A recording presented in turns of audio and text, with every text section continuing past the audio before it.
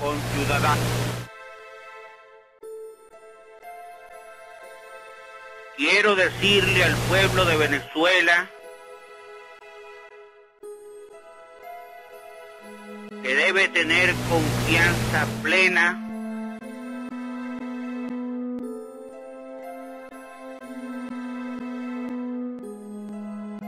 en la estabilidad de su gobierno.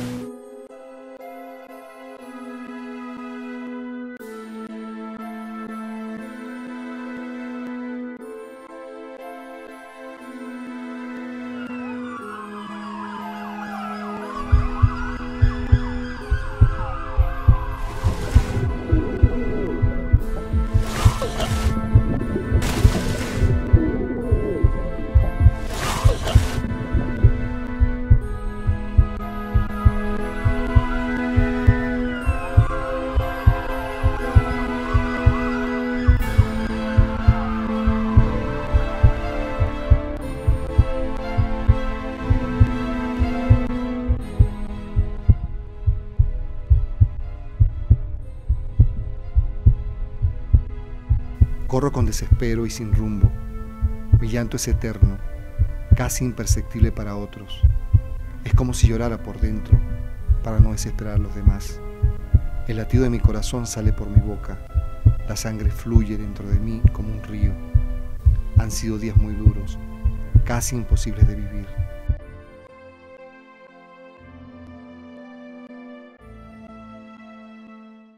Laura, mi madre, era antropólogo y ejercía como investigadora en el proyecto de la Universidad Central de Venezuela, el estudio de Caracas. Un día nos llegó. Recuerdo un beso y una foto. Era diciembre. Yo tenía 7 años.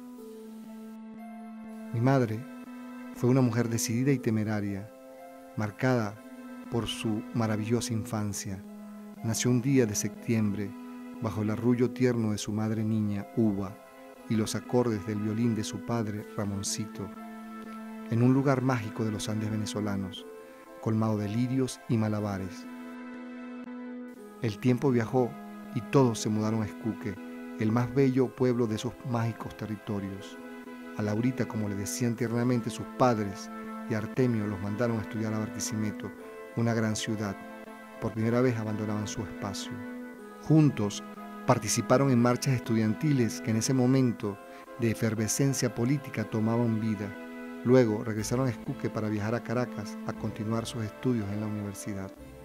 En la capital coincidió con otros jóvenes de su pueblo, parte de su grupo de amigos, los cuales habían migrado también a estudiar. Allí se reencontró con mi padre, Francisco, un joven estudioso y dirigente estudiantil, quien había llegado tiempo antes, estimulado por sus maestros para continuar estudios. En esa ciudad compartieron grandes aventuras que forjaron su espíritu de luchadores sociales. Se hicieron compañeros de ideas y búsquedas. A partir de muchas circunstancias se gestó el encuentro de estos jóvenes. La universidad era un punto de efervescencia que al calor de los acontecimientos se erigía como espacio de confluencia y descubrían más y más sobre la realidad crítica de su pueblo. Sus maestros habían inspirado esa conciencia.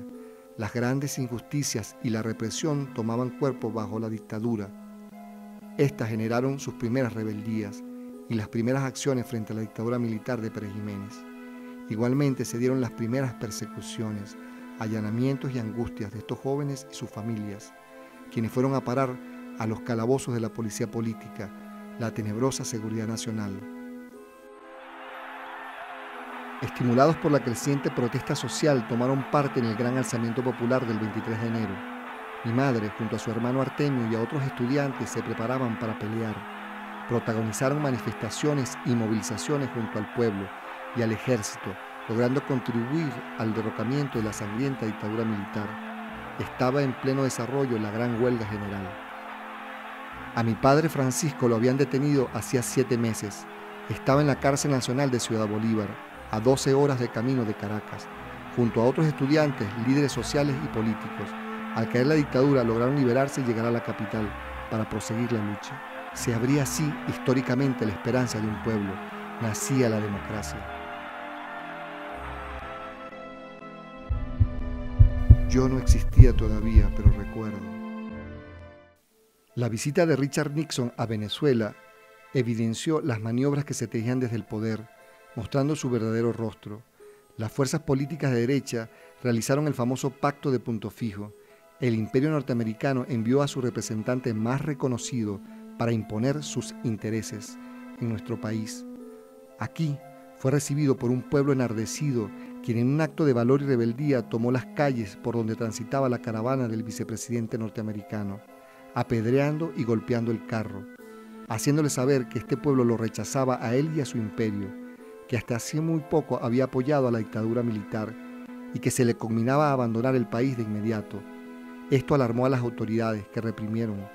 Desde Estados Unidos partió la Cuarta Flota con sus marines con la intención de invadir a Venezuela.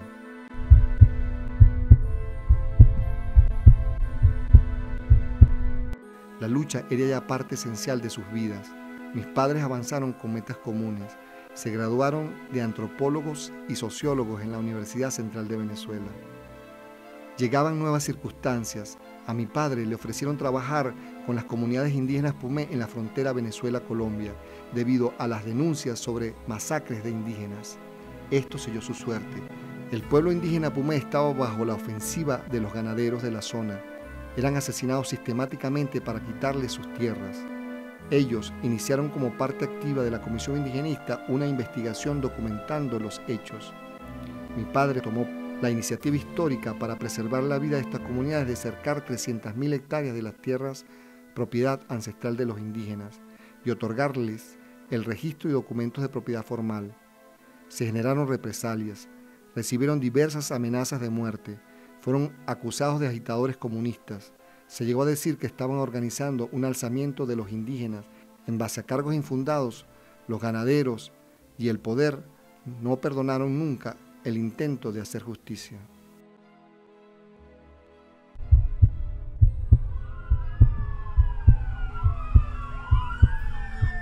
Empezó así una persecución que duró 40 años.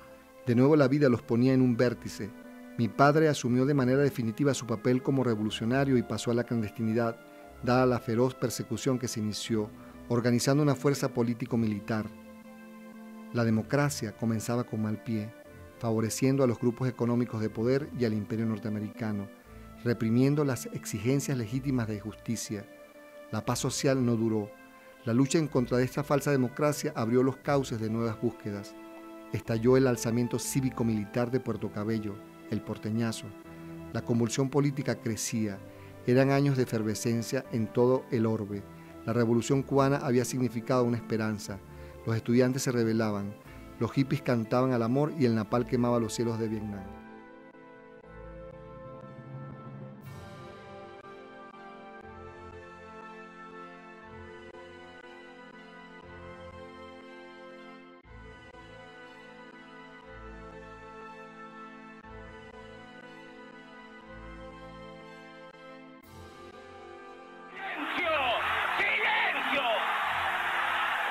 Ser categórico al decir que cualquiera que sea la presión que trate de ejercerse sobre nosotros, los estudiantes que están presos por haber ido a asaltar un cuartel seguirán presos.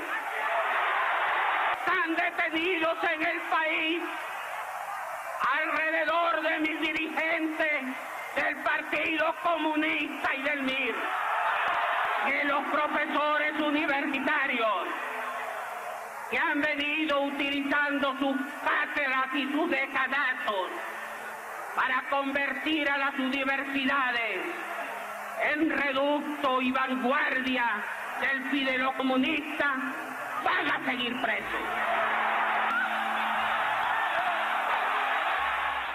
Nací en Caracas y allí vivíamos. Empecé a crecer y aunque mi madre trató de mantener siempre una normalidad en nuestras vidas, nuestros días estuvieron bajo la impronta de la persecución. Mi madre ejercía como antropólogo en la Universidad Central de Venezuela. Un día desapareció. Llegamos a mi casa donde viví con mi madre y mi tía Herminda. Todo lucía destrozado. Pensamos por un momento encontrar algún rastro. Registré y encontré una foto de mi madre. Escuchaba voces y alucinaba. Este niño ha permanecido por más de 1 mes y medio resistiendo la ausencia de su madre, su miedo de no volver a verla. Ella nunca regresó después de esa tarde cuando la policía política se la llevó sin dejar rastro. Y él lo sabe, porque lo ha visto en los periódicos, lo ha escuchado en la radio, que muchos no regresan. Dicen que han desaparecido a 4.000 venezolanos. Nosotros solo tenemos esta terrible foto. Laura se ve que ha sido golpeada. La policía lo único que nos ha dicho es que allí no está.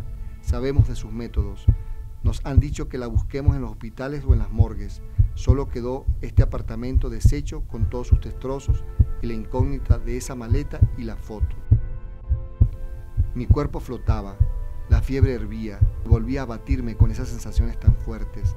Yo seguía alucinando, escuchando voces intermitentes. Dentro de mi conciencia veía el rostro de mi madre, cuando era sacado violentamente del agua.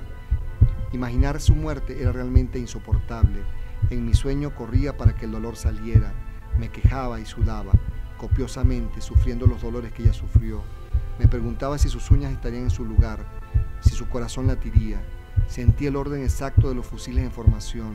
Escuchaba el cerrojo de cada arma, las descargas en su mirada, las balas viajando a su corazón y sus tristes ojos envueltos en trapos sucios. Y de nuevo imaginaba que estábamos juntos.